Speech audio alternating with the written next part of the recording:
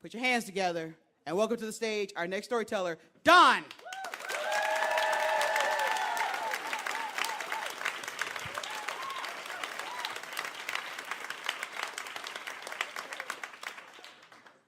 All right, so I'm in the fourth row of a giant lecture hall, Sociology 201 at Michigan State University.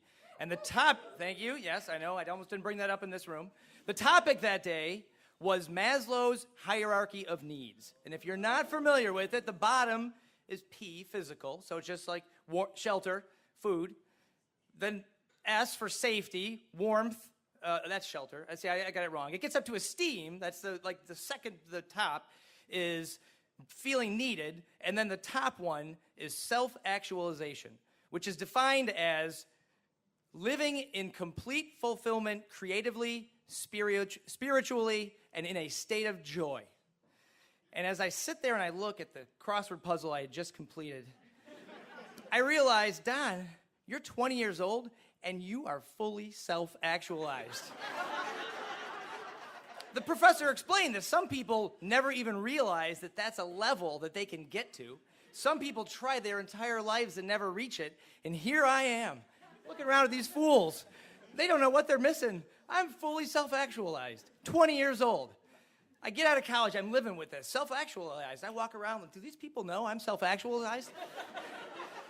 I get out of college, I get a job, I get a better job. I get married. I have a kid, I have another kid, I buy a house, I buy a better house, I buy a car, I buy a better car. So much joy just happening to me, I just can't stop it. 3 kids, a beautiful wife, a bigger house, I'm driving a Cadillac. I am self-actualized, people. I go on trips, it's amazing.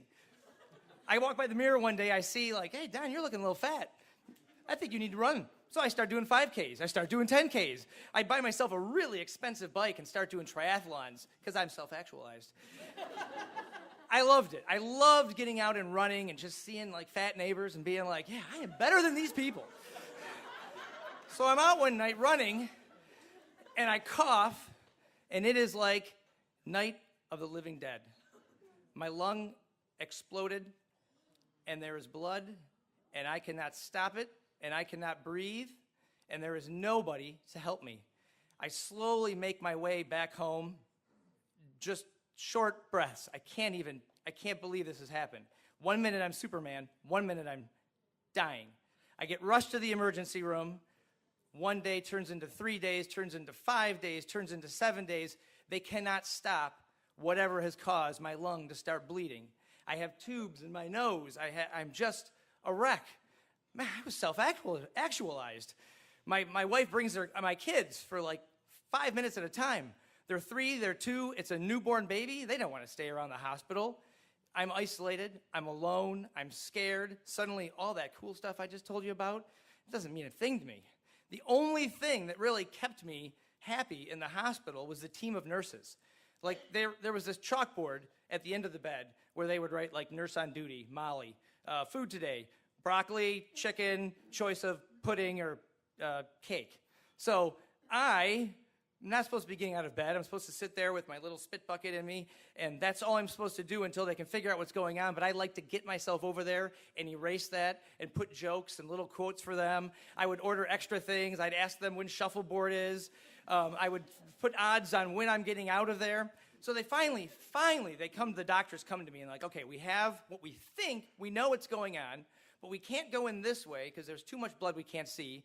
But we're going to send a camera in to a place you would never want a camera going into, and we're going to weave it all the way up to your lungs, and hopefully when we get there, we're going to see what we want to see, and then we're going to blow this, like shrapnel, they had a better word, but it was shrapnel in, and it's going to clog your vein, it's going to stop the bleeding, and you should be good to go and start your recovery. I'm like, oh, that sounds great. They're like, just real quick, there is a chance when we're going in there, because we can't see what we're doing, we could go too far, hit your spine, and you'll be paralyzed. You have to sign here. I didn't have a choice. I signed there.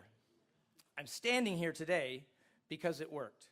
But before I did, I wrote on the chalkboard, like, put down your money, nurses. What are the odds that Don actually makes this through? We collected bets. It was fantastic. I thought it was fantastic. So I get home, It took almost a year to recover. I never have gotten back running. I now walk at the mall with the old people in my white Reeboks. It's also awesome. And I look at those old people and I'm like, I'm self-actualized. But what really hit me was when I got a card from the nurses and it said, "Dear Don, we hope you're feeling better. We never want to see you again. No offense, but thank you for bringing a little joy to our wing of the hospital." And I learned that happiness is that flute. Happiness is not all the things I can buy and how the awesome things I can do, but happiness, when you give happiness to other people, then you will find joy. Thank you.